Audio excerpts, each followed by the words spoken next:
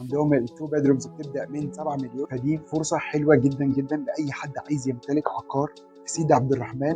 وجود الجامعه الامريكيه في التجمع الخامس بيخلي اي حد دلوقتي عايز يشتري سواء استثمار او سكن يحاول يبقى قريب من الجامعه. خلت كل الكومباوندز اللي حواليها لو حد عنده شقه هناك يقدر ياجرها بالدولار كايجار فندقي، عائد استثماري حلو جدا.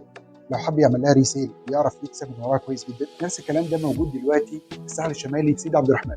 عندنا ابراج العالمين العالم كله عارفها، عندنا مراسي يعتبر اكبر واتقل مشروع لاعمار الساحل الشمالي سيدي عبد الرحمن، عندنا مشروع سيشل تبع نيو جيزه، عندنا طبعا لا غنى عنه امواج وهاسيندا بي. المشاريع دي كلها مخليه سيدي عبد الرحمن اكتر حته هوت سبوت موجوده دلوقتي في الساحل الشمالي. ذا مارك كوميونيتيز واخدين قطعه ارض هناك، ده اهم حته موجوده دلوقتي في الساحل الشمالي. مشروع على مساحه 900 فدان، عرض البحر لوحده كيلو، هيبقى حوالي 12 فيلج، منهم 2 فيلج اوريدي مبنيين دلوقتي. عندهم التو بيدرومز بتبدا من 7 مليون ب 5% او 10%، لسه الامور دي كلها في اللونش هتبدا تبان. فدي فرصه حلوه جدا جدا لاي حد عايز يمتلك عقار في سيدي عبد الرحمن في اهم حته موجوده دلوقتي في الساحل الشمالي.